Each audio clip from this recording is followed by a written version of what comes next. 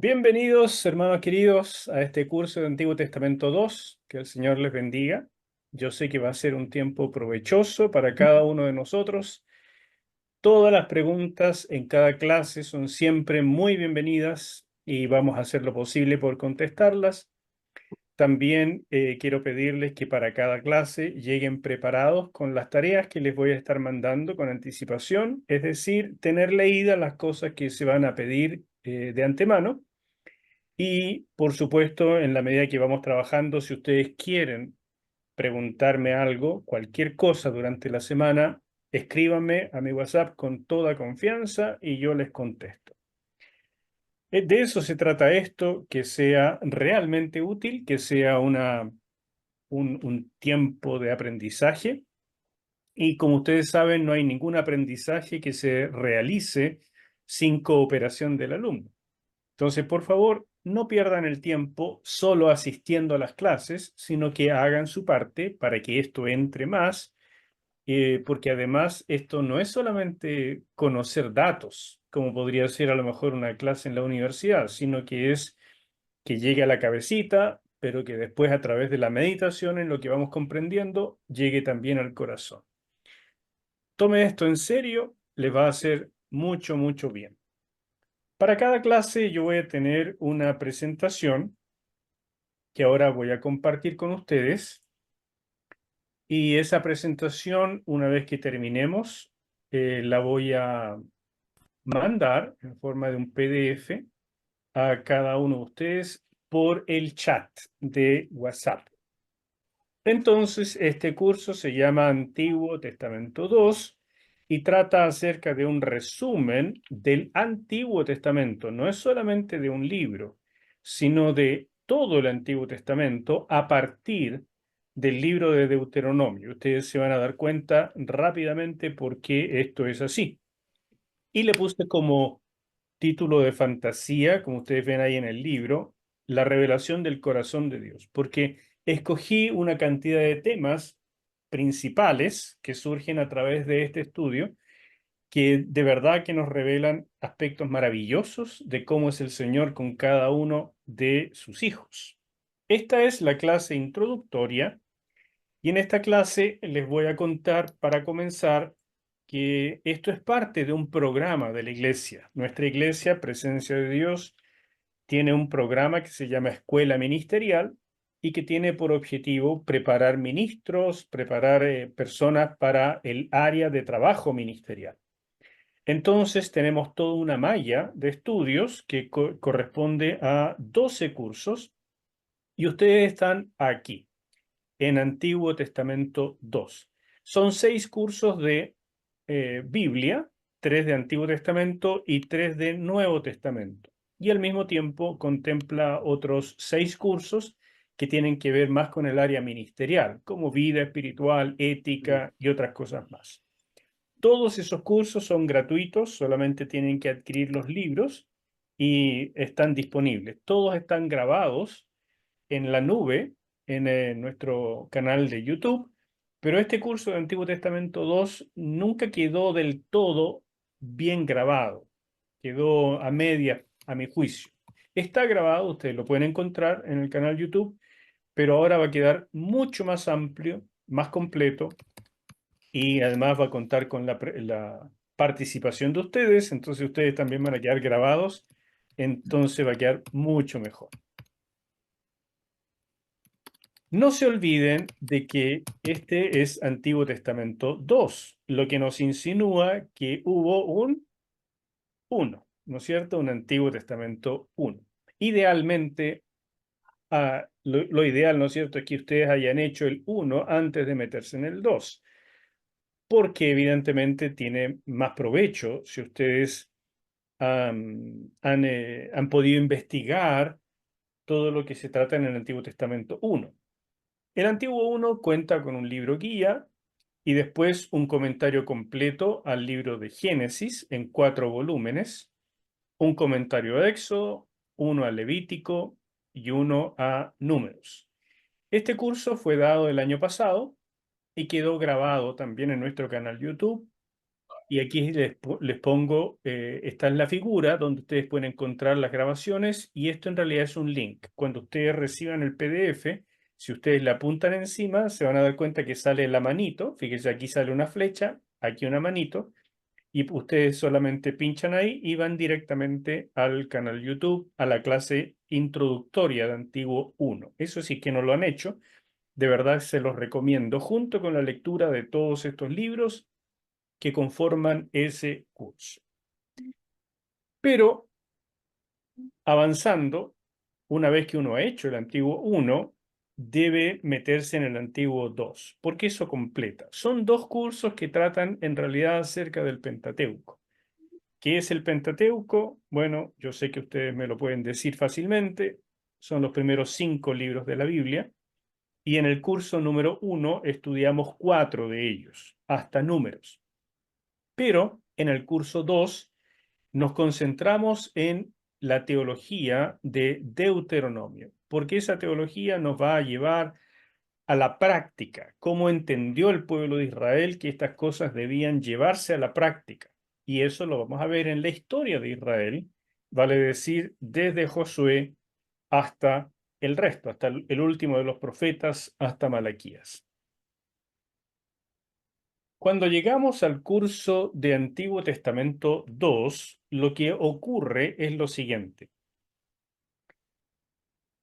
Nos concentramos en el Pentateuco para comenzar. Esa es la razón de ser del curso 1, Antiguo Testamento 1. Trabajamos, como ya les dije, Génesis, Éxodo, Levítico y Números.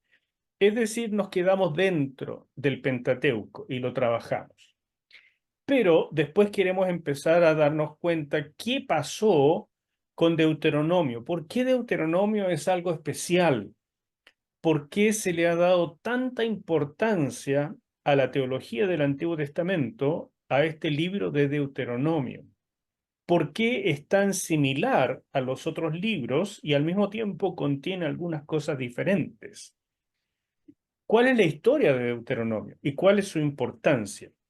Y cuando nos hacemos esa pregunta, entonces necesitamos un libro guía, que es este libro de Antiguo Testamento 2, que a partir de Deuteronomio nos ayuda a entender la historia de Israel, o sea, de Josué hasta Segunda de Crónicas, también los libros de sabiduría, que son sumamente influidos por este libro de Deuteronomio, y por supuesto los profetas, cuya predicación es casi exclusivamente a partir de Deuteronomio.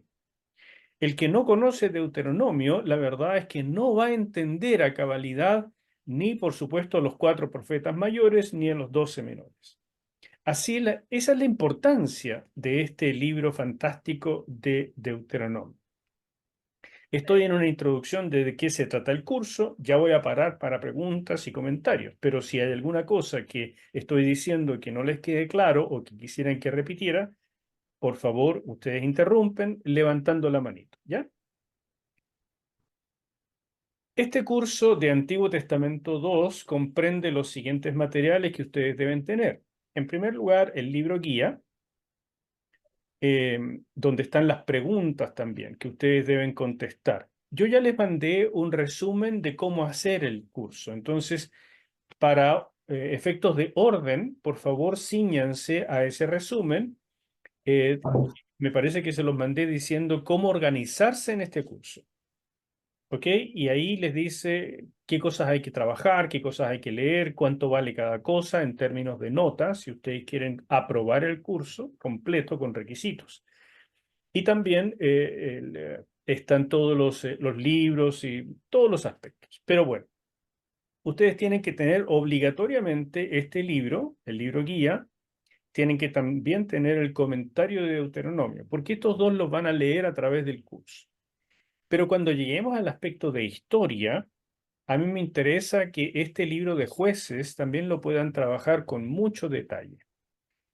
Entonces, este trabajo en Deuteronomio y en jueces es relativamente autodidacta. Voy a hacer mención a estos libros, a algunas partes, a través del curso, pero básicamente Deuteronomio y jueces son trabajo autodidacta dentro del curso. Nos vamos a dedicar principalmente al contenido del libro guía de Antiguo 2, pero deben tenerlos. Entonces, estos dos son obligatorios, Deuteronomio y Jueces. Este otro de Ruth y este otro de Nehemías son sugeridos para el curso y en algún momento, tal vez dentro de este año o si no el próximo, espero poder tener un comentario a Primera y Segunda de Samuel para completar de una mejor manera el aspecto histórico. Pero por ahora lo que tenemos es esto, Ruth y Nehemías.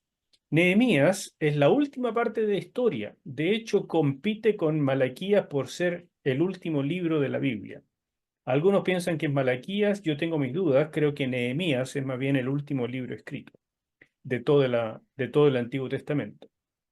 Y Ruth fue escrito en la época de los jueces, en realidad un poquito después de la época de los jueces, pero el ambiente, la historia transcurre en la época de los jueces. Entonces, estos libros son de carácter histórico y nos ayudan enormemente a situarnos. Por eso no son obligatorios, pero sí los recomiendo muchísimo y la mayoría de ustedes ya los han comprado. Espero que los puedan leer.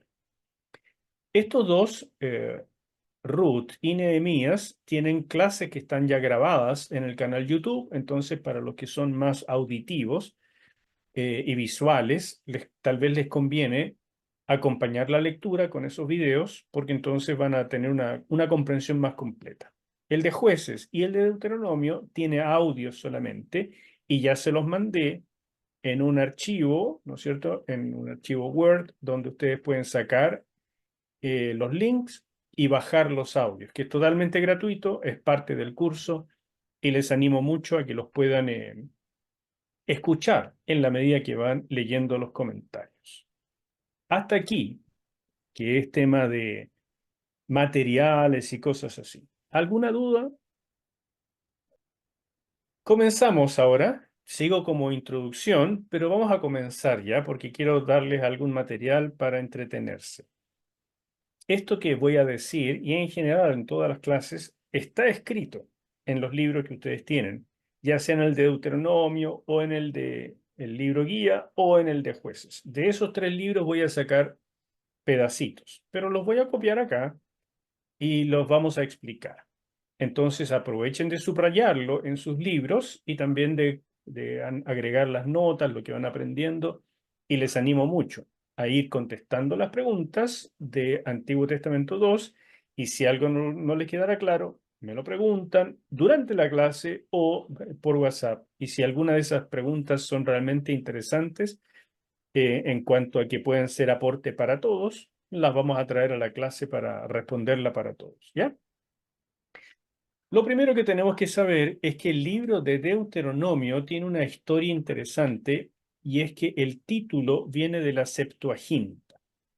La Septuaginta es la versión en griego del Antiguo Testamento hebreo.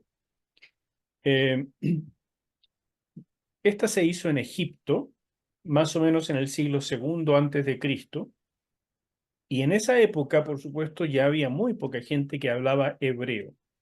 Entonces, como el Antiguo Testamento siempre fue algo de interés para la gente, pero ya no entendían cómo ni siquiera cómo se pronunciaba, menos aún hablarlo, se transformó en una lengua muerta y solamente algunos pocos la podían todavía manejar, que con el tiempo se fueron llamando masoretas. Pero la Septuaginta tiene esta abreviación, que este es el número 70, porque según la tradición, el faraón egipcio de aquel entonces tomó a 70 expertos hebraístas y los puso a trabajar y en 70 días produjeron la versión en griego del Antiguo Testamento. Eso es más o menos una leyenda, porque es muy dudoso que en 70 días pudieran producir esta obra magnífica. Por otra parte, hay una diferencia de estilo tan marcada en algunos libros versus otros que hace evidente que fueron compuestos a través de, o escritos, mejor dicho, traducidos a través del tiempo no en un periodo tan breve y no en una interacción cercana de 70 eruditos, sino que más bien trabajaron bastante separados. Pero el punto es que a lo mejor sí fueron 70 eruditos, tampoco podemos estar seguros, pero dada esa leyenda, a esta obra, la Septuaginta, se le llamó la versión de los 70. ¿Qué es lo que dice acá? Septuaginta significa versión de los 70. En esa versión en griego del Antiguo Testamento hebreo, el título de Deuteronomio se obtuvo de Deuteronomio 17 y 18, que dice: y cuando se siente sobre el trono de tu reino, entonces escribirá para sí en un libro una copia de esta ley del original que está al cuidado de los sacerdotes levitas. Y la palabra o la frase copia de esta ley en griego se dice Deuteronomion. Eso es, y de ahí tomó el nombre para el libro que hoy conocemos como Deuteronomio. Deuteronomio entonces significa una copia de esta ley. Y pronto, con el tiempo, se llegó a entender que esto era una ley 2, como que estaba Moisés trabajando una corrección de la ley original o una segunda ley. Rodrigo, ¿tenías una pregunta? Le vi tu manito levantada. Sí, es parte de esta leyenda que el faraón haya, digámoslo, encargado esta obra, o porque me llama mucho la atención. No, no es parte de la leyenda, eso es cierto. El faraón de Egipto en aquel entonces, que era más bien un descendiente griego del ejército de los reyes, de los Claro, generales de Alejandro Magno, de de los Alejandro Magno. Ptolomeos, el que se proclamó a sí mismo como faraón de Egipto después de destronar a los faraones originales. Ellos, ¿no es cierto? La línea de los Ptolomeos, uno de ellos, que en este minuto me olvidé el nombre, pero puedo traerlo, uno de ellos fue el que ordenó la traducción del Antiguo Testamento al griego. Sí, eso Y es eso es parte de la leyenda, eso es historia. por un tema, digámoslo, académico, básicamente, Por de supuesto, porque conocimiento. lo Ya, colocaron como parte de la Biblioteca de Alejandría perfecto, y allí ya, estaban excelente. todos Gracias. esos grandes obras de la época y por supuesto correspondía el Antiguo Testamento, Muchas gracias. con gusto. Sin embargo, el título de la Biblia hebrea, y cuando hablamos de la Biblia hebrea, siempre se usa la expresión TM. En lugar de LXX, que significa Septuaginta, se usa la abreviación TM, que significa texto masorético.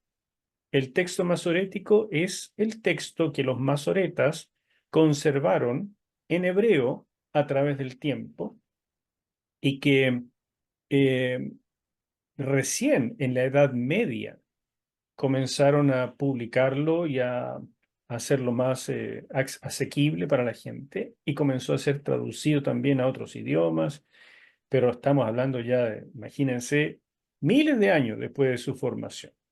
Bueno, en el TM entonces, en el texto masorético, el título en hebreo siempre son las primeras letras del primer versículo del libro, son el título. Y en ese caso es Ele Hadebarim, que significa estas son las palabras. Entonces, ese título describe mucho mejor el contenido del libro porque Deuteronomio en realidad no es una segunda ley, ni una copia de la ley, sino que es un registro de la exposición de la ley hecha por Moisés para la generación que entraría a Canaán. Deuteronomio es el último libro escrito del Pentateuco y se escribió poco antes de que Israel tuviera la segunda oportunidad de entrar a la tierra prometida y conquistarla. Ya habían pasado los 40 años, había muerto la generación que fue incrédula y que por tanto no se le permitió entrar a Canaán y quedaban los hijos de esa generación.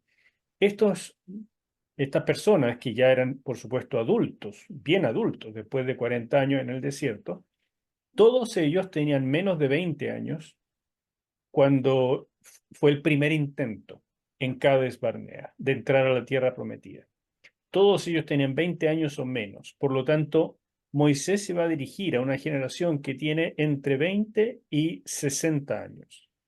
Y a ellos los va a desafiar a comprometerse con el pacto que sus padres rompieron por incredulidad. De eso se trata Deuteronomio. Entonces Moisés va a seleccionar los temas principales del Pentateuco y los va a exponer en 4 discursos para llamar a una renovación de pacto. Eso es precisamente Deuteronomio y por eso estas son las palabras, es el título más apropiado, porque lo que va a hacer Moisés es predicar las palabras que ya fueron alguna vez enseñadas a la gente en los 4 libros anteriores. De hecho, Deuteronomio sigue un modelo bien especial que también deben conocer. De esto ya hablamos en Antiguo Testamento 1, hablamos un poco, pero quiero profundizarlo ahora, porque a diferencia de el resto del Pentateuco, Deuteronomio fue escrito estrictamente usando el modelo de las alianzas de tipo soberano vasallo que se acostumbraban en Antiguo Oriente en el segundo milenio antes de Cristo, o sea, desde el año 1000 hasta el 2000 antes de Cristo. En esa época, un milenio completo, se usaron muchísimo estos tratados, pactos o alianzas que se llamaban de tipo soberano vasallo. Sobre todo se conocen hoy a través de la arqueología ejemplos de esto del imperio hitita. Entonces, como conocemos esos tratados y esos tratados se componen de 9 partes. Siempre tienen un preámbulo, después un prólogo histórico que relata todo lo que el soberano ha hecho a favor del vasallo. Después vienen estipulaciones generales, por así decir, un resumen general del pacto. Después vienen estipulaciones específicas que son mucho más puntuales. Después hay un mandato a conservar el tratado en algún lugar bien seguro porque debía ser leído con cierta periodicidad que se establecía, una vez al mes, una vez al año, una vez cada 5 años, lo que sea, pero con cierta periodicidad debía leerse esto delante del vasallo y del soberano para que los dos renovaran el pacto. Se invocaba también a testigos, que por lo general eran los dioses en las culturas de aquel entonces, ¿verdad? Se proclamaban bendiciones y maldiciones en caso de no cumplimiento, tanto del soberano como del vasallo. Había un juramento de parte del vasallo, un juramento de lealtad, y al mismo tiempo el soberano juraba, más bien ofrecía protección al vasallo a cambio de esa lealtad, y terminaba todo esto mediante una ceremonia solemne. Cuando uno mira el libro de Deuteronomio, se da cuenta de que Moisés siguió estrictamente esa línea. Y ustedes lo ven, incluso sigue el orden del libro, es exactamente lo que ocurre en un pacto de tipo soberano vasallo. La única diferencia es que la invocación a testigos no ocurre porque no hay una invocación a, a dioses, evidente, porque Dios dice, aquí el único Dios soy yo, así que no me vengan a traer competencia porque ni siquiera existen. Pero sí hay invocación a el sol, la luna y, y de esa manera como a la naturaleza. Dios usa a la naturaleza para invocarla como testigo. Y las bendiciones y maldiciones que normalmente aparecen en el séptimo lugar en estos tratados, el Señor la coloca un poco antes. Ustedes ven que debería haber ido por acá, pero para ir con el bosquejo aparece al final. Y son los capítulos 27 y 28, donde están claritas las bendiciones por la obediencia y las maldiciones por la desobediencia. Esto también aparece en el resto del Pentateuco, como ustedes ven acá, se lo puse acá en paralelo. Está en Éxodo, que también sigue bastante esta línea, después se complementa con Levítico y también con el resto de Éxodo. Pero donde aparece pero calcado a la pata de la letra, es por supuesto Deuteronomio. Esto es llamativo porque tanto para los israelitas como para quienes en aquella época leyeran el libro de Deuteronomio, les haría mucho sentido de que este es un tratado soberano vasallo. Y eso, sabiendo lo que era un tratado soberano vasallo, todos entenderían que hay un soberano que se está comprometiendo a bendecir al vasallo si éste mantiene la lealtad. ¿Quién es el soberano? Bueno, es Dios directamente, no hay un soberano humano. ¿Quién es el vasallo? La nación completa de Israel. Entonces, este soberano se está comprometiendo a bendecirlos a cambio de fidelidad. Y al mismo tiempo se compromete con la misma fuerza a maldecirlos si hay falta de fidelidad, de fe, de obediencia. Entonces, eso lo sabría la gente. Además, sabría que había estipulaciones que debían obedecerse con mucho detalle y sigue también el hecho del prólogo histórico, donde nos vamos a entretener mucho en la clase siguiente, porque en ese prólogo, que es el resumen que hace Deuteronomio, Dios les dice todas las cosas lindas, maravillosas que hizo a favor de Israel. Entonces es un magnífico resumen dicho por Dios mismo, que si uno lo mira en el resto del Pentateuco tiene que ir sacándolo de aquí y de allá y de por todos lados. Y claro, es lindo hacerlo, es interesante, pero aquí en Deuteronomio aparece todo junto y nos da la fuerza de lo que Dios quería que ellos recordaran. Otra cosa que quiero contarles acerca de esto mismo, antes de dejarles tiempo para preguntas, es que como les dije, este libro sigue estrictamente el orden de alianzas tipo soberano-vasallo y ahí están. Este es el bosquejo de, del libro de Deuteronomio y es el mismo bosquejo, obviamente, que seguía en el comentario. Entonces, tanto el comentario como el libro mismo de Deuteronomio no es otra cosa que un tratado tipo hitita, tipo soberano vasallo del segundo milenio antes de Cristo. Obviamente, como también les había dicho, las invitaciones a las deidades no están, porque no existen, pero Dios usó en repetidas oportunidades la invitación a la naturaleza para que sea testigo. Por ejemplo, aquí en Isaías 1:2 dice, oíd cielos y escucha tú tierra, porque habla Jehová. Crié hijos y los engrandecí, y ellos se rebelaron contra mí.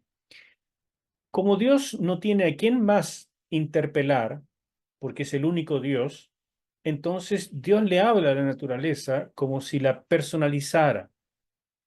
Y es una manera técnica, es una forma retórica que por supuesto el lector entiende. No le está hablando a nadie, pero está diciendo, hasta ustedes, montañas, nubes, cielo, sol, luna, hasta ustedes entienden más que este pueblo rebelde y, ¿no es cierto?, y desobediente, porque los cielos y la tierra obedecen exactamente a lo que Dios le dice que deben hacer. Aún en el estado actual de la tierra, de decaimiento y de maldición debido a la caída del ser humano, aún así están completamente sujetos al control de Dios. Pero el ser humano es el único que se revela por porfiar. Lo mismo en Miqueas, capítulo 6, verso 2, oíd montes y fuertes cimientos de la tierra, el pleito, ahí está la palabra rib, que es una palabra súper importante en el Antiguo Testamento. Cada vez que Dios va a entrar en discusión, en pleito con su pueblo para dictaminar la ejecución de una maldición, usa esta palabra rib. Bueno, el pleito de Jehová, porque Jehová tiene pleito con su pueblo y altercará con Israel. ¿Ok? Hasta aquí, ¿alguna duda? Yo tengo una pregunta. Usted habla de en el desierto que eran muy jóvenes la generación que quedó y que estaba lista para tomar la tierra, pero también me queda la duda, hubieron nacimientos también, ¿no es cierto? ¿Hubo Lo qué? más probable. Nacimientos, Sí, por supuesto, claro que sí. claro. O sea que hay algunos que ni siquiera vieron, no tienen ni siquiera recuerdo, porque se habla de los que eran pequeños, pero entonces hubo hartas personas que no supieron nunca de Egipto, o sea, solamente por lo que le contaban, pero no vieron nunca nada, no tienen ningún recuerdo, ¿no es cierto? Sí, claro, Luchito, tienes toda la razón. Aquí habían niños, pero en todo esto no se cuentan. Lo que se cuentan son las personas de 20 años para arriba, que son llamados guerreros, y se cuentan a los hombres solamente, ni siquiera a las mujeres.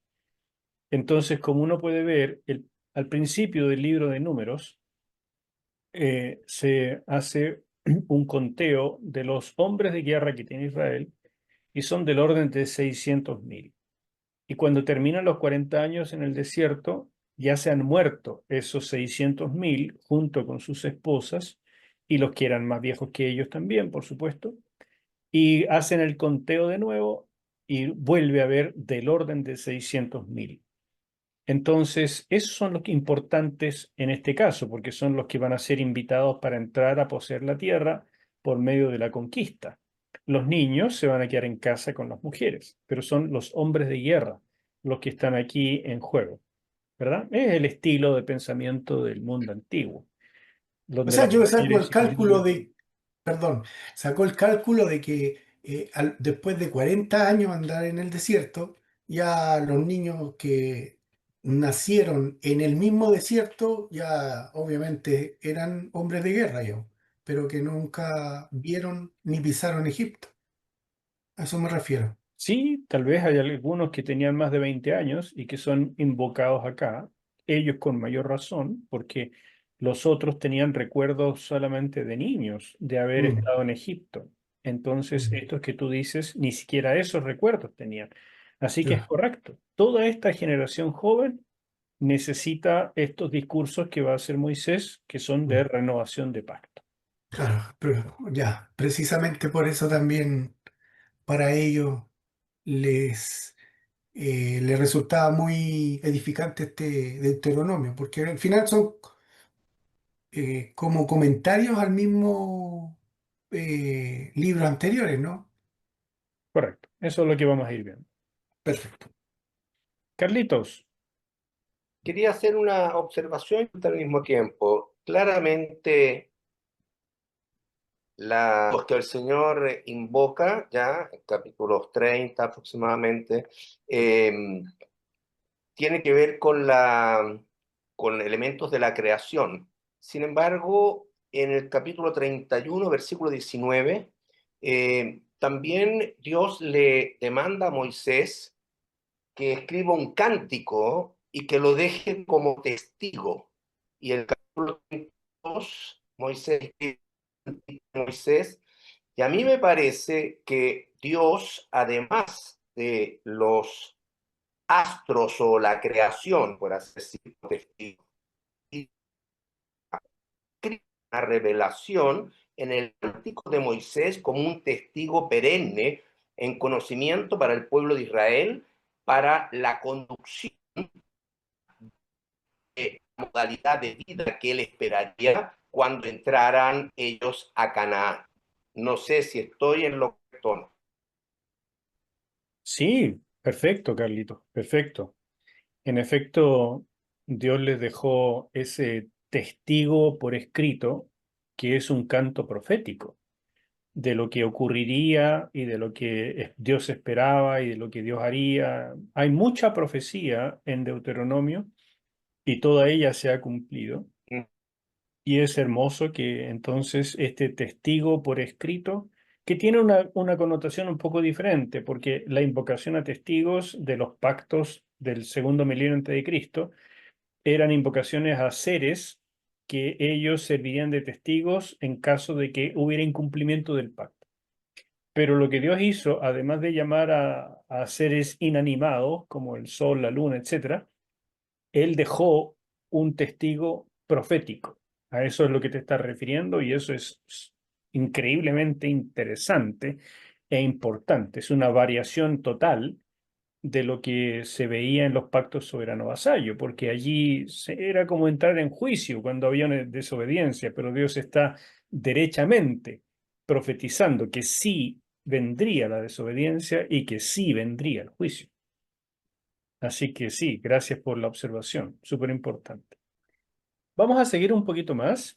Estamos en la mitad de lo que quiero presentarles hoy día, pero vamos rápido. Quiero hablarles del alcance de este curso. Ya les mencioné algunas cosas, pero quiero que lo tengan claro para que lo puedan aprovechar al máximo. Este curso, como les dije, tiene un libro guía y se basa mucho en el libro de Deuteronomio y en el comentario de Deuteronomio. Pero lo principal de este curso es estudiar 17 temas que hay en el Antiguo Testamento a partir de las enseñanzas de Deuteronomio. O sea, todos estos 17 temas salen de Deuteronomio, pero se verifican históricamente en distintas partes del Antiguo Testamento. Entonces, por eso es importante que paralelamente el estudiante deberá trabajar la estructura y revelación de Deuteronomio en el curso autodidacta sobre ese libro, es decir, leer el comentario y escuchar los audios. Esto es importante porque yo no voy a trabajar el libro de Deuteronomio propiamente con ustedes, sino los 17 temas. Pero para que ustedes comprendan bien los 17 temas, necesitan esto otro. ¿Ok? Entonces, si yo hiciera las dos cosas juntas, estaríamos todo el año. Y eso ya es otro curso. Lo que yo voy a hacer es enfocarme más que nada en estos 17 y creo que cualquier alumno aplicado puede trabajar perfectamente el comentario con los audios y tener una muy buena comprensión de Deuteronomio. Otra cosa es saber que Moisés escribió Deuteronomio después de la peregrinación de los 40 años por el desierto, poquito antes de morir. No dice específicamente, pero yo calculo unos 3, 4 meses antes de morir. Entonces, esto es lo último de lo último. Es casi como el testamento final de Moisés. Y es poco antes de que Israel tuviera una nueva oportunidad de entrar a Canaán para poseer la tierra prometida. Ese es el contexto histórico en que esto transcurre. La generación rebelde había muerto en el desierto, salvo Moisés, Josué y Caleb. Todo el resto era una generación joven, como ya les dije, 60 años los más viejos, pero podían ser incluso recién nacidos, como nos mencionó Luchito. Era una generación joven que conservaba recuerdos de niños acerca del Éxodo. Solo conocían la vida de peregrinación en el desierto. Ahora pasarían el Jordán para establecerse allí, ¿no es cierto?, como nación agrícola, y era necesario predicarles la ley de manera actualizada. Y esto es un concepto sumamente importante, porque esta es la primera vez que vemos en la Biblia el concepto de actualización o de contextualización. Y nos da la pauta para entender que el trabajo del predicador, del maestro, no es simplemente decir lo que la Biblia dice, sino que es traerla y contextualizarla a la época del lector. Y ese es un trabajo importantísimo y bien delicado por lo demás. Entonces, Moisés es, por así decir, el primer predicador de la historia de la iglesia o del reino de Dios, en este sentido, de actualizar la ley a una nueva generación, para que cada uno de los israelitas pudiera hacer sus votos de compromiso y obediencia al pacto. Aquí nos da otro dato interesante, que la actualización no es simplemente darles nuevos datos y hacerlo pertinente para la época nueva, sino que incluye un llamado perentorio a renovar votos. Por eso que el libro de Deuteronomio le puse como subtítulo al comentario, renovando compromisos. Es algo que cada generación a través de toda la historia de la humanidad, necesita hacer. Eso es el libro de Deuteronomio, una recopilación de sermones, 4 en particular, que contextualizaron la palabra de Dios ya conocida, porque el Pentateuco ya existía, pero para una nueva generación. Eso es. Entonces, esto que está en negrita, anótenselo ustedes en su Biblia, en el libro de Deuteronomio, para que no se olviden. Eso es Deuteronomio, un libro de predicaciones, de contextualización. Cuando la gente se pregunta si el libro de Deuteronomio es una segunda ley, a propósito del nombre y a propósito de que muchos eruditos a través de la historia de la iglesia lo vieron así y lo trabajaron así erróneamente, ¿ya? Pero como documento legal, Deuteronomio lo que hace realmente es que repite en su mayor parte las leyes contenidas en los libros de Éxodo, Levítico y Números. No trabaja Génesis, pero sí estos tres. A veces resume, a veces amplía temas específicos, pero es muy raro que coloque algo nuevo, algo que no existía antes. Si coloca algo nuevo es porque no estaba del todo claro en las leyes anteriores, pero lo normal es retrabajar lo que ya existe. La razón de ello es que en los últimos meses de su vida, Moisés se dirigió a la nación de Israel mediante 4 emotivos discursos para hacerle ver por última vez el privilegio que representaba ser el pueblo del pacto y las responsabilidades que eso implicaba. En esos discursos expuso de nuevo la ley aplicándola al ambiente de renovación de votos necesario para esta joven generación israelita. Destaco esto de que son discursos bien emotivos. Es verdaderamente homilética acá. Moisés no está simplemente escribiendo cosas al lote, historia, ¿me entiende? Está poniéndole corazón, está trabajándolo de manera de que suene bonito, de que suene potente, está diciéndolo de manera de llegar al corazón de los oyentes. Es un trabajo homilético precioso. En segundo lugar, expone de nuevo la ley para decirle a la gente, la ley tiene un propósito en la historia de ustedes y la ley es necesaria en la historia de ustedes. Ustedes son jóvenes, han visto cómo Dios cumple su promesa porque sus padres han muerto en el desierto.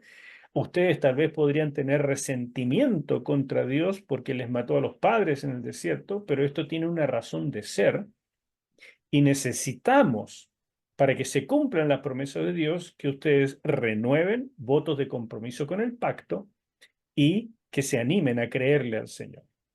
Entonces, esto es totalmente aplicable a cada generación, no solamente en el Antiguo Testamento, sino también en la iglesia. Cada generación, cada congregación necesita renovar votos con el pacto, en nuestro caso con el pacto nuevo. Nos habla también de que Dios no permite que existan nietos, solo hijos. Cada ser humano no puede depender del Dios de sus padres, sino que tiene que hacer sus propios compromisos. Y algunos se demoran 1 kilo en llegar, se demoran mucho los hijos de creyentes en tomar su propio compromiso, pero es indispensable, de lo contrario siempre van a andar al debe con sus votos, con su ética y con su fe. Y ahora voy a entrar a un resumen de lo que fue ocurriendo para poder dejar listo el ambiente para la clase siguiente. Entonces, si hay alguna pregunta, los escucho. Si no, voy a ir directo de aquí hasta la última diapositiva para terminar la clase de hoy. Así que preguntas ahora y preguntas al final. Deidi, tú levantaste la manito. Sí, a lo mejor me estoy adelantando, pero tengo una duda. Si no, no voy a poder dormir. No. No. ¿Por qué Moisés no alcanzó a entrar a la tierra prometida? ¿Por desobediencia o por viejo?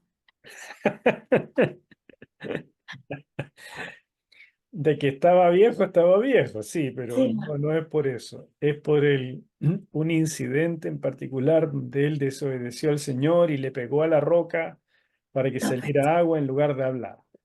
Eso es parte de lo que él va a explicarle y la verdad es que ustedes lo van a leer en Deuteronomio. Moisés lo dice en el prólogo histórico del capítulo 1 al 4, él lo repite 3 veces, con un dolor en el corazón y le echa la culpa a Israel diciendo, por culpa de ustedes yo no puedo entrar a la tierra. He trabajado 40 años con ustedes y por culpa de ustedes no puedo entrar a la Sí, tierra. Entonces ustedes lo van a leer. Ahí está la ya, respuesta de él. ya, gracias. Lucho, Sí, me quedó dando vuelta la tabla que usted mostró donde hacía una comparación de los pactos que se hacían y que en Éxodo no aparece el juramento del vasallo y tampoco la ceremonia, por así es. alguna razón. Bueno, la razón es simple. Es que Éxodo, Levíticos y Números no fueron diseñados como un tratado soberano-vasallo. El pacto es un pacto tipo soberano-vasallo y cualquiera que lee Éxodo, Levítico y Número se da cuenta que uno puede sacar de aquí, sacar de allá y logra finalmente armar el asunto, como les mostré ahí en la tabla, pero no fue diseñado de esa manera. En cambio, Deuteronomio fue diseñado intencionalmente de esa manera para que la nueva generación recordara que lo que tenían, es decir, la Torá, el Pentateuco, es un pacto soberano vasallo.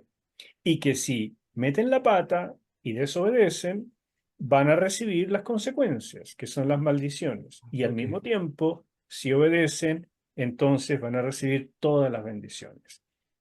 De manera muy entonces explícita y a propósito, Moisés le dio esta estructura a Deuteronomio por si no quedaba claro que toda la Torá era la ley de un pacto soberano vasallo.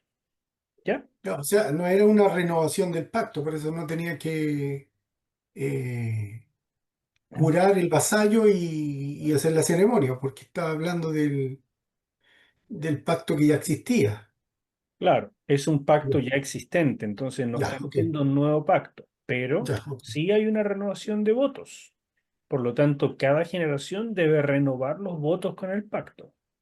Y Es que, eso incluía la obediencia a las leyes, incluía la circuncisión como renovación de votos con el pacto abrahámico, incluía los votos a la observancia del Shabbat, que es la señal del pacto mosaico, y así un montón de cosas. Entonces, no tengo tiempo ahora de resumir todo porque viene a través del curso, pero es una renovación cabal al estilo del segundo milenio antes de Cristo. Sí, sí. sí, es que, pero ¿por qué no en Deuteronomio no aparece el juramento de del vasallo? ¿No? ¿Por qué no aparece? Si es una renovación. Pero ¿cómo no? Si Moisés le va a pedir que juren 2 veces. Ah, ya, lo que pasa es que en la tabla que mostró no aparece el texto bíblico donde en Deuteronomio aparece el juramento del vasallo. Lo que pasa es que Moisés va a pedir al pueblo que haga ese juramento en 2 oportunidades, una Ya, antes de cruzar el Jordán y una después de cruzar el Jordán. ok. Entonces, eh, no sé, tal vez no lo puse ahí o sí está, pero no está tan clara porque no se producía todavía. Ya, ok. Se hizo después de que Moisés ya partió. Ya ¿Entiendes? Entonces, entiendo. por eso tal vez no queda tan claro. Ok. Continúo de aquí hasta el final, la última diapositiva, y después les doy un espacio para más preguntas si tienen. Así que siempre estén tomando notas, por favor, de lo que les parezca importante y también de sus preguntas para que no se olviden. Lo que tengo acá es un resumen de la travesía y por eso este mapa. Yo les conté alguna vez en el curso de Antiguo 1 que no hay seguridad de que el monte Oreb esté acá, en la parte sur de la península del Sinaí. Muchos piensan que el monte Oreb está más bien por acá, en Madián, ¿no es cierto? Y eso cuadra con muchas cosas, y que el cruce del mar habría sido aquí y no por acá.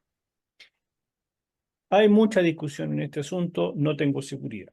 Este mapa muestra la ubicación tradicional del monte Sinaí, que es este que está acá, el Jebel Musa.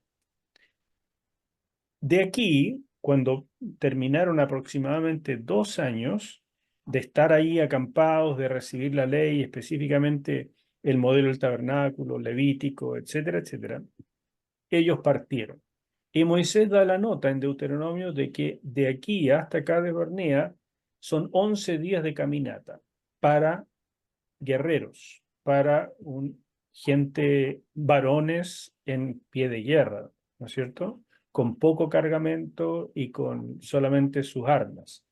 Eso no vale para ¿no es cierto? Una caravana enorme con bueyes, con todo tipo de enseres, eso va muchísimo más lento. Entonces, claro, tal vez los primeros llegaron acá en 11 días, pero hasta que llegó todo Israel deben haber sido un par de meses, por lo menos, ¿no? Aquí en Cades Barnea es donde se produjo el primer intento. Este es un gran oasis, ustedes ven acá, este es un wadi que riega esta zona, pero muy escasamente. Los wadis son ríos que traen agua solamente en la época de lluvia. Eh, Normalmente, la mayor parte del año están secos. Todo esto son puros desiertos.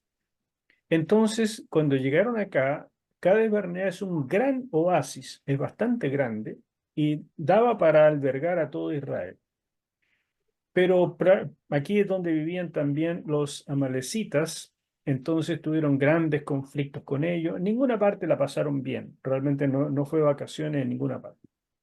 Pero la cosa es que cuando estaban todos aquí reunidos, tuvieron la primera oportunidad, mandaron a los espías que llegaron hasta acá arriba y volvieron en 40 días y dijeron, sí, la tierra es súper buena, pero 10 de ellos dijeron, no se puede, y por lo tanto desanimaron al pueblo, el pueblo se rebeló y Dios realmente se enojó y los condenó a los 38 años que seguían, porque fueron 2 años acá, más o menos, más los 38, ahí sumen los 40, que no podrían entrar.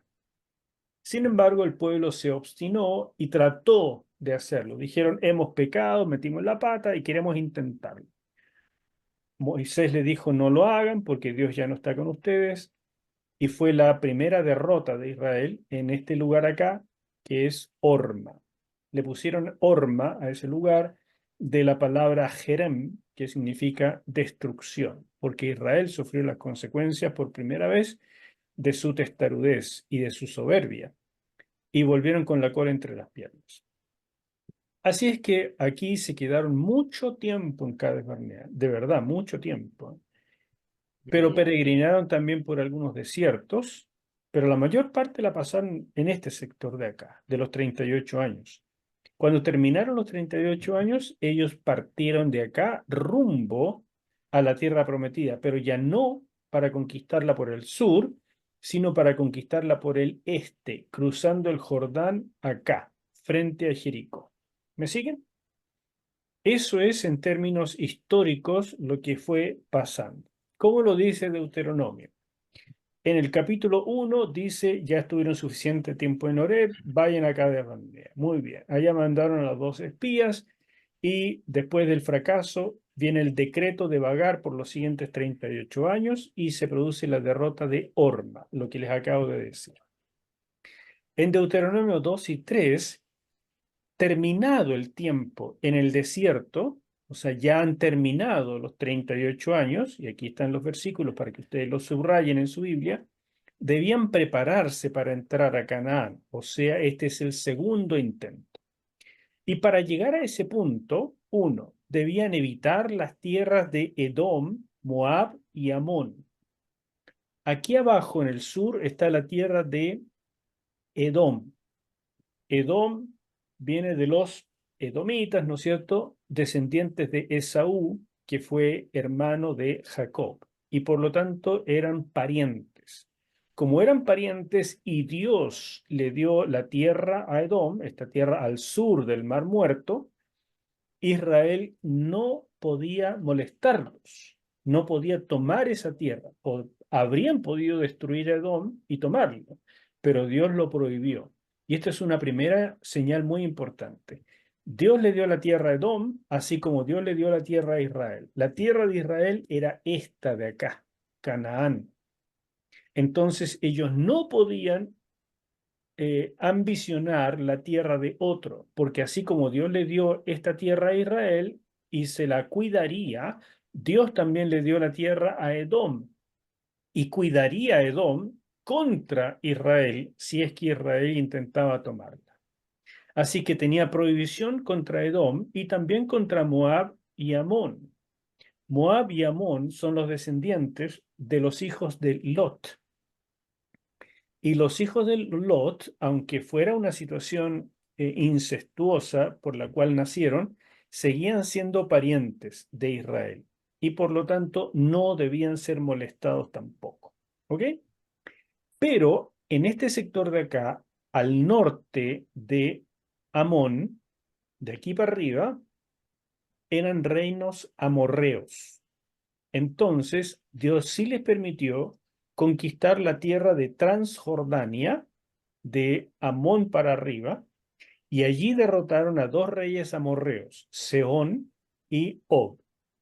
Esa tierra fue asignada a Rubén, Gad y a la media tribu de Manasés. ¿De acuerdo? Entonces, Transjordania nunca fue originalmente el territorio que Dios quería para Israel. Le concedió Canaán. Pero como Rubén y Gad tenían mucho ganado y vieron que estas tierras de Transjordania eran muy apropiadas para su ganado, entonces la pidieron. Y Moisés, después de hartas dudas, se la concedió. Y se quedó media tribu de Manasés, que era una tribu muy grande, se quedó por este lado, a este lado acá, cerca de aquí donde estoy apuntando ahora, y la otra parte al frente. Entonces ellos estaban como a ambos lados del Jordán. Y en tercer lugar está el famoso monte Nebo, que está casi aquí al terminar el Mar Muerto, en la cordillera del Pisga. Todo esto que está acá son zona cordillerana, que se llama la cordillera del Pisga, y uno de estos montes es el monte Nebo. Dios le permitió a Moisés contemplar la tierra prometida desde las cumbres del monte Nebo, y allí en ese monte Moisés murió.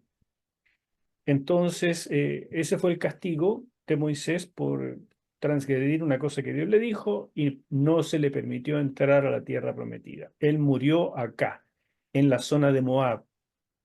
Y el pueblo estaba acampado en este sector de acá, que se conoce como los llanos o las planicies de Moab. Aquí acampó el pueblo, digamos, los últimos 3 meses, después de haber entrado, haberle hecho el quite a Edom, haberle hecho el quite a Moab, haberle hecho el quite a Amón y haberse peleado con Sehón y Og y tomar estos territorios. Después se volvieron y se acamparon por acá, frente a Jericó, en las planicies de Moab. ¿Me siguen?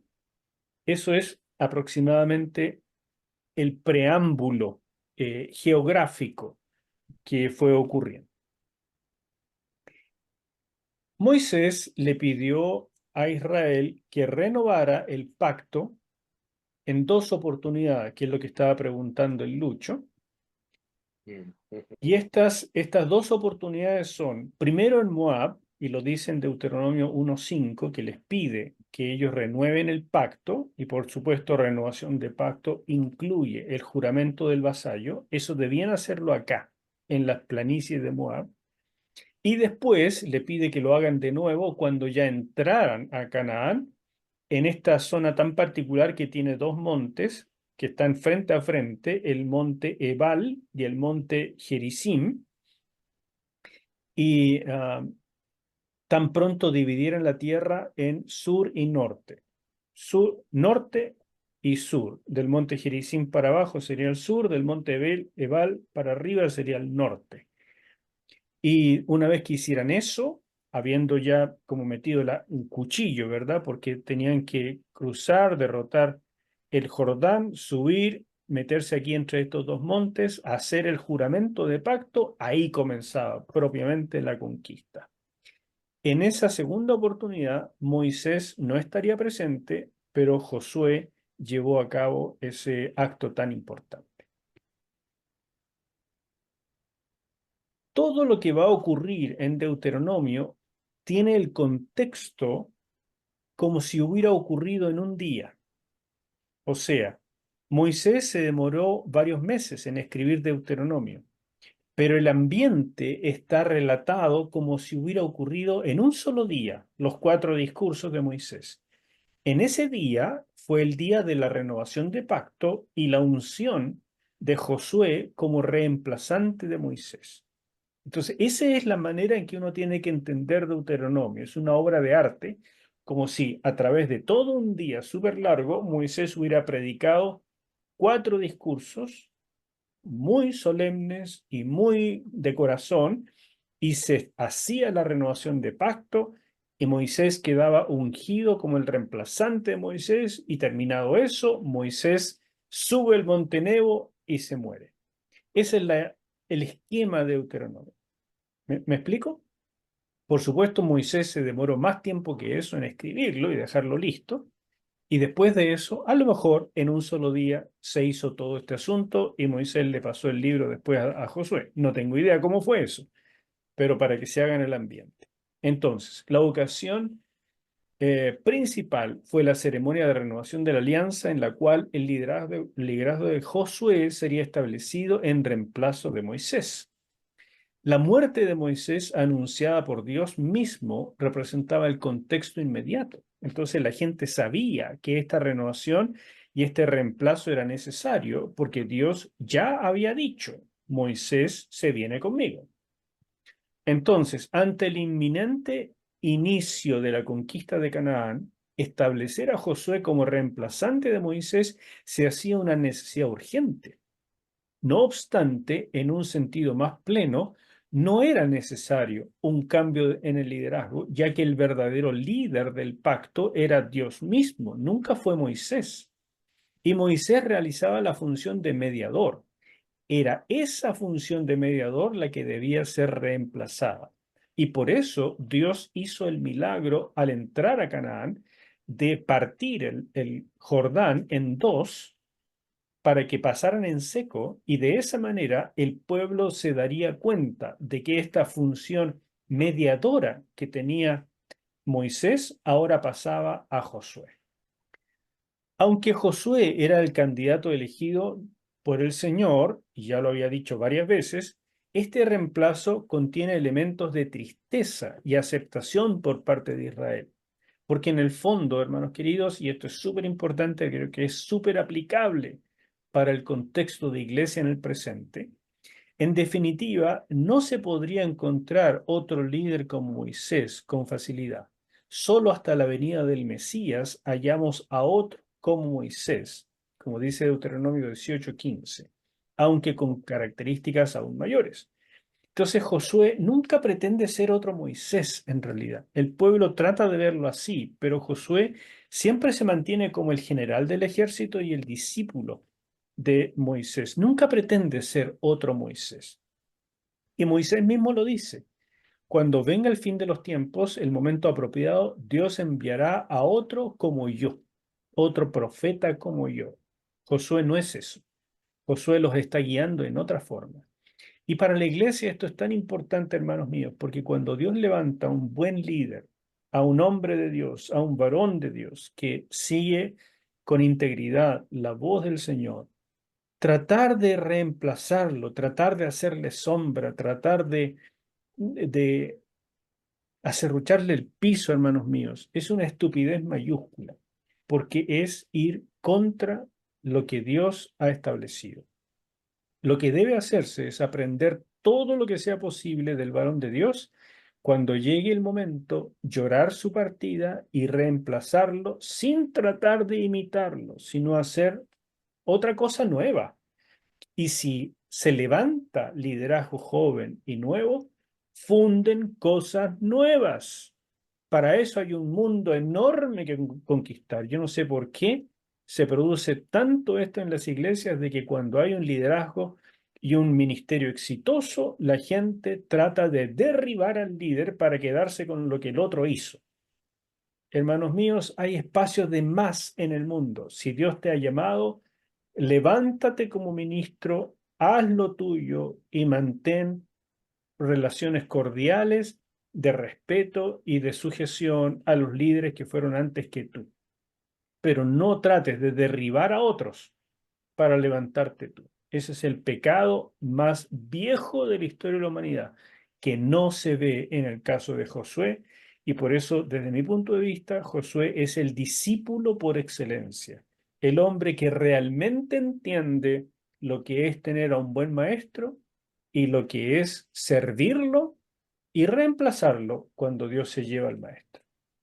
Por eso hago esta nota, porque es importante darse cuenta que la sucesión en el liderazgo nunca fue una lucha de poder ni un proceso democrático. Tampoco se le preguntó al pueblo, ¿ustedes por quién votan?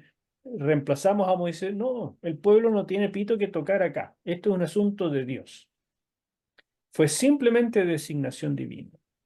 Y el hombre que es escogido porque Dios ve el corazón. Les aseguro que si Josué hubiera sido un chaquetero, un, un tipo que trata de robarle el ministerio a Moisés o algo por el estilo, como hubo tantos en la época del desierto, Dios no lo habría escogido, porque Dios mira el corazón, mucho más que las capacidades de las personas. Esta es una pequeña nota que espero que les sirva especialmente para todos los que están queriendo crecer en el ministerio. El propósito del libro, y con eso ya voy terminando, propósito del libro de Deuteronomio es que Moisés va a predicar, como ya les he dicho, exponer la ley, hablar a la voluntad y al corazón del pueblo para renovar el pacto mosaico. No es un nuevo pacto, algunos teólogos así lo han visto que primero hubo un pacto sinaítico, mientras Israel estuvo acampado en el monte Sinaí, y después hubo un pacto mosaico, cuando en lo que se produjo aquí en Deuteronomio. Para mí es una falsedad. Hay un solo pacto que es el mismo, que se llame pacto sinaítico o pacto mosaico, eso da lo mismo, pero es uno solo. Ese se realiza tan pronto llega Israel a el monte Horeb o monte Sinaí. En Deuteronomio lo que se hace es renovar ese mismo pacto para una nueva generación. También hay un propósito que toca el futuro del pueblo, la conquista de Canaán.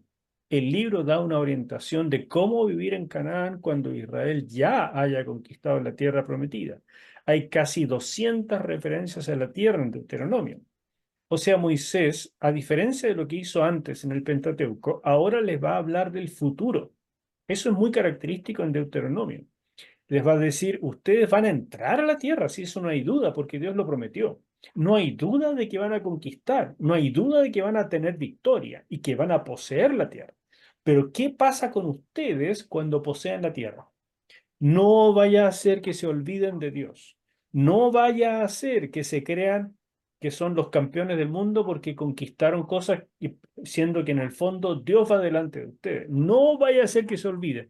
Deuteronomio es súper repetitivo en decirles, necesitamos compromiso para que lo logren, pero cuando lo logren, cuídense de no olvidarse de lo pequeños y frágiles que son, porque el orgullo los puede hacer caer de nuevo.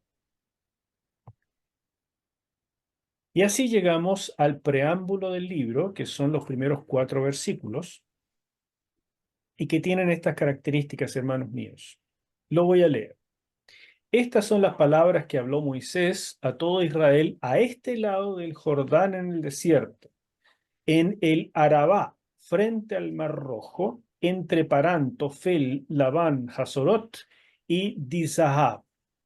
11 jornadas hay desde Horeb, camino del monte de Seir, hasta Cades Barnea. Es lo que le dice. Dije delante, 11 días desde Horeb, el monte Sinaí, hasta Cades Barnea, el oasis. Sí, eso es cierto, pero para una cuadrilla, un pelotón de guerreros.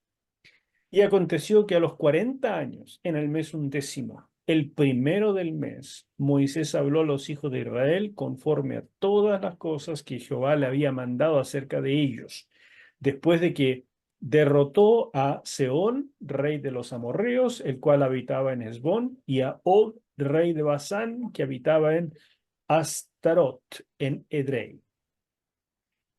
Este es el contexto. Ellos tienen una historia detrás. Ya han pasado 40 años y ahora Moisés les va a hablar ¿qué cosa? Todo lo que Dios le ha mandado, o sea, el Pentateuco, pero de una manera especial. Dice en el versículo 5, de este lado del Jordán, en tierra de Moab, resolvió Moisés declarar. Esta palabra aquí es distinta a que habló. Aquí la palabra hablar es simplemente la palabra hablar, pero aquí declarar, que en algunas versiones también se traduce como hablar, es la palabra ba'ar. Y esta palabra es importante porque ba'ar viene de otra palabra que es be'er. Be'er significa pozo. Y la idea de esto es que lo que va a hacer Moisés es extraer de la ley, de la Torá, del Pentateuco, los principales principios que Israel no debe por ningún motivo olvidar. Entonces, la idea de esto es que él va a extraer agua profunda. Y en el fondo es la idea hebrea para hablar de la exégesis, de la interpretación de la Biblia, porque la Biblia está delante de nosotros, hermanos, pero entenderla en su profundidad, entenderla en lo que quería decir para los receptores originales y traducir eso, contextualizarlo a los lectores, a los receptores de nuestra época, es todo un arte. Eso, en términos hebreos, es como sacar agua de un pozo profundo para darla a beber a los nuevos receptores. Y por eso, el bosquejo de Deuteronomio, que está en el comentario que ustedes tienen, sigue exactamente el mismo esquema que está en un libro de pacto.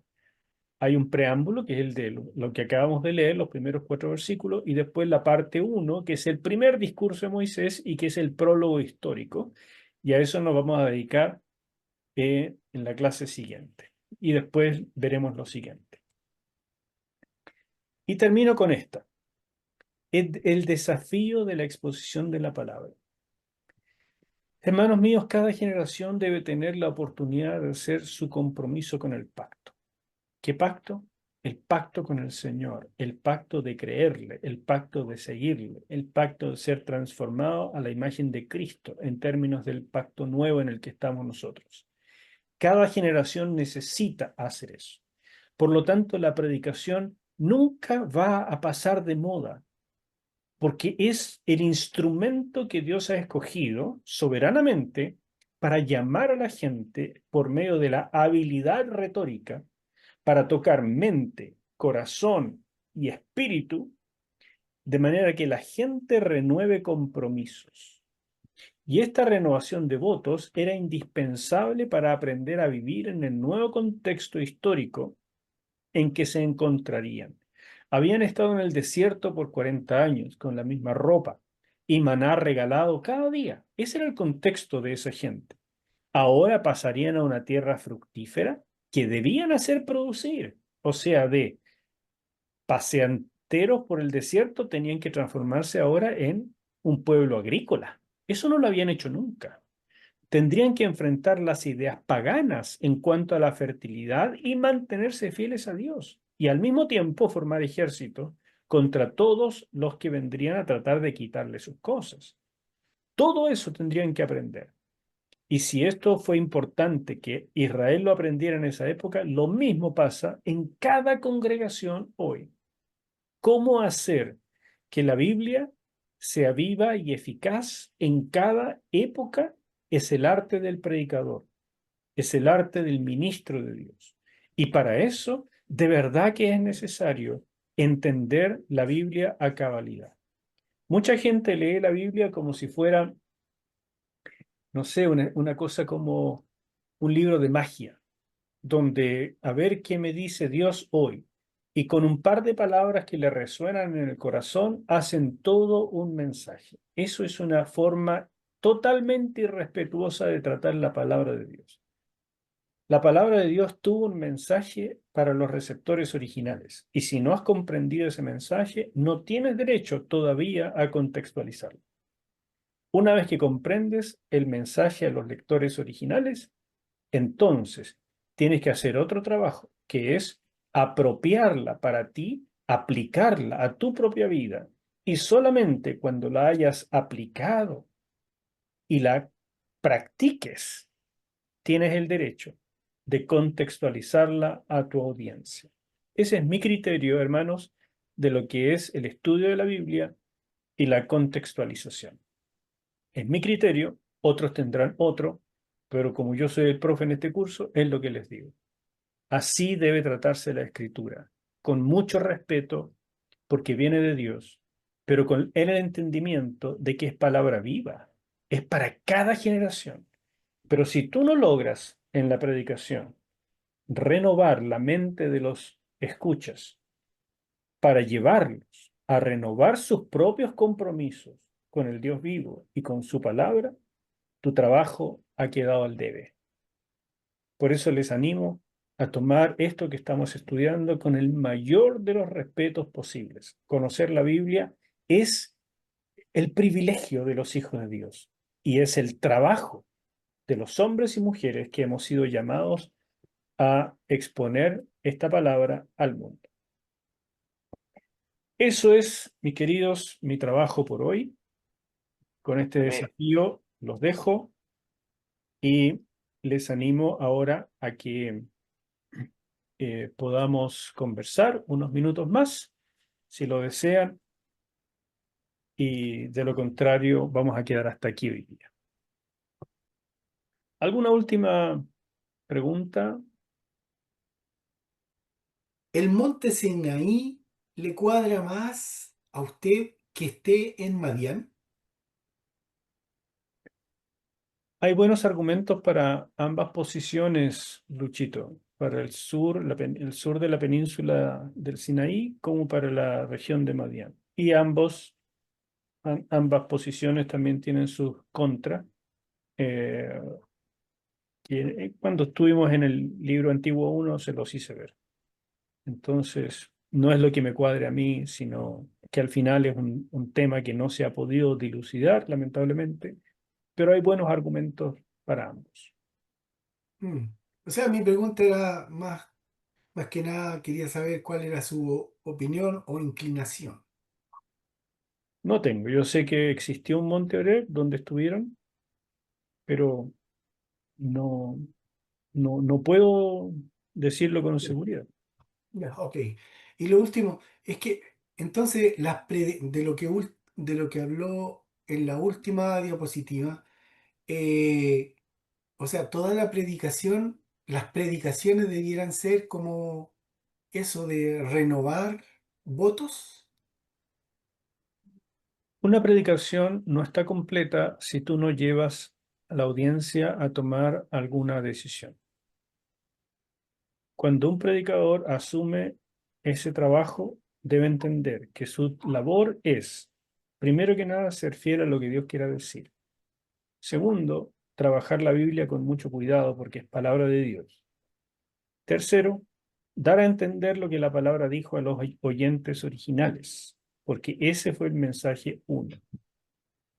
Siguiente, contextualizar eso para los oyentes actuales de la manera más respetuosa y pertinente posible. Y finalmente, llamar a la audiencia a tomar alguna decisión. Si tú no haces eso, estás solo transmitiendo información. Si tú llamas a la audiencia a tomar una decisión que no está de acuerdo con lo que predicaste, o sea, no